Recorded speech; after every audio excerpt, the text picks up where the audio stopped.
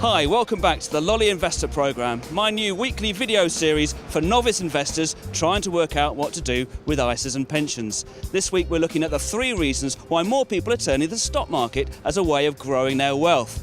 In my first video, I referred to the money-making powers of the stock market. When I said those words, I could imagine the cries of disbelief from those who think the stock market is dangerous, a place to lose money, not make it.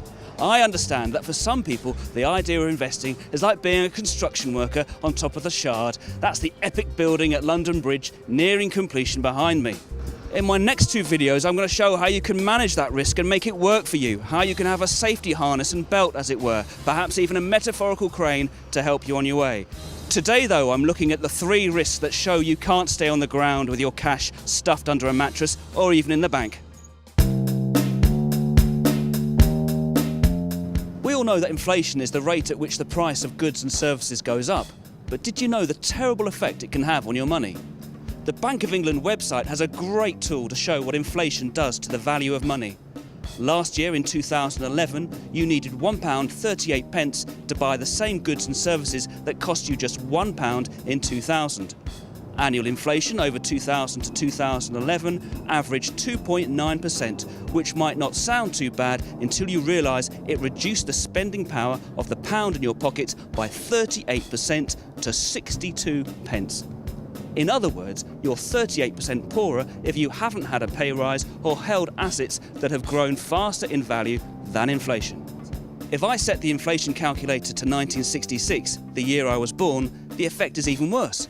Inflation over my lifetime has averaged at 6.2% a year. It means I need £15.28 to buy things that cost £1 when I was born. Can you imagine the effect that will have on your money by the time you come to retire?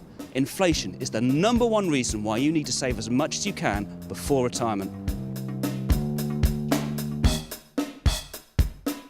Obviously, the medical advances behind increased life expectancy are good news. On average, the current 65-year-old man can expect to live another 18 years, a 65-year-old woman another 20 years. But the downside of this life expectancy is that it makes being a pensioner very expensive. Will you have enough money to survive for 20 years of retirement?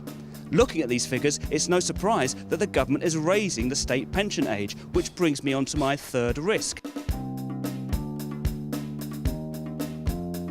How much do you think the state pension will be when you stop work? It's impossible to say exactly, but it's clear the direction we're headed. The state pension is a safety net designed to keep people out of absolute poverty. If you want more from that, from what could be a lengthy retirement, you need to save, and save in a way that will generate a real return above inflation. And that means the stock market. Remember, investing may be risky, but inflation, longer life expectancy, and a shrinking state pension mean that the risks of not investing are even greater. Next week, I'll look at why investing in the stock market may not be as risky as it sometimes sounds.